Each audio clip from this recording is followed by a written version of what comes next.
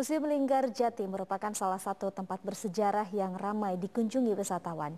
Tempat bersejarah yang berada di Kuningan, Jawa Barat tersebut merupakan tempat bersejarah yang menjadi saksi bisu diadakannya kesepakatan antara pemerintah Indonesia dengan pemerintah Belanda. Bermula dari sebuah gubuk yang dibangun tahun 1918 oleh seorang ibu bernama Jasitem dan menjadi tempat salah satu lokasi sejarah sebuah perundingan yang menentukan nasib bangsa Indonesia. Inilah Museum Linggarjati yang dahulu dijadikan tempat perundingan wakil Indonesia dan Belanda. Gedung tua bergaya kolonial Belanda ini sebelum difungsikan sebagai museum sempat mengalami beberapa pergantian fungsi dan kepemilikan pada masa kolonial. Gedung tua ini sempat menjadi markas tentara, kemudian diubah fungsi lagi menjadi sekolah dasar dan pernah juga menjadi hotel.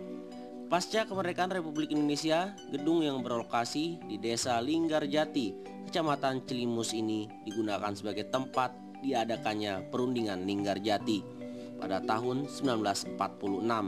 Mengingat peranannya yang penting dalam usaha menciptakan kemerdekaan Indonesia yang sepenuhnya, gedung ini kemudian diresmikan sebagai museum pada tahun 1976.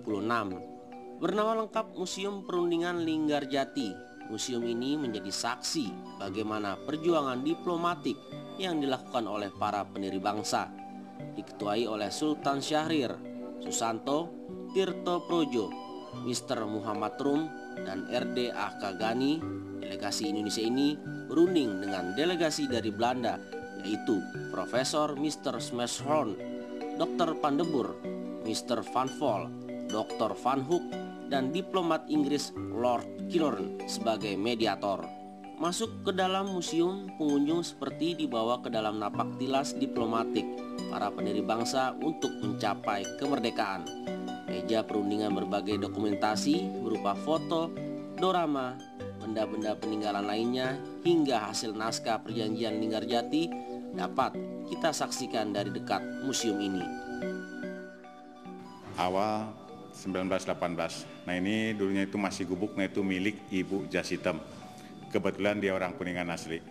Kemudian tahun 1921 Ibu Jasitem itu dipersunting oleh orang Belanda yang bernama Tersana yang punya pabrik gula di Cirebon dan dibangun menjadi semi permanen. Kemudian tahun 1930 dibeli lagi oleh orang Belanda yang bernama Panos dan dibangunlah menjadi permanen sampai seperti ini dan jadikan Wisma Belanda.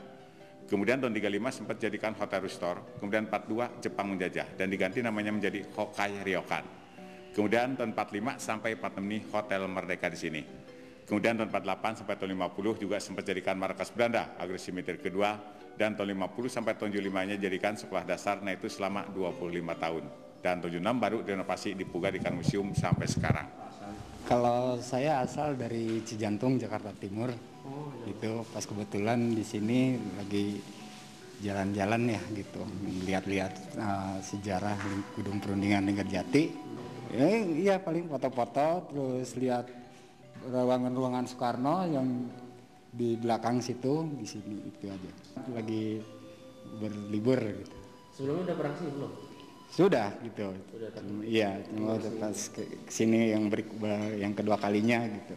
Masih kurang. Masih kurang karena dibatasi dengan ini ya, pandemi ya, Covid gitu, jadi agak terbatas gitu.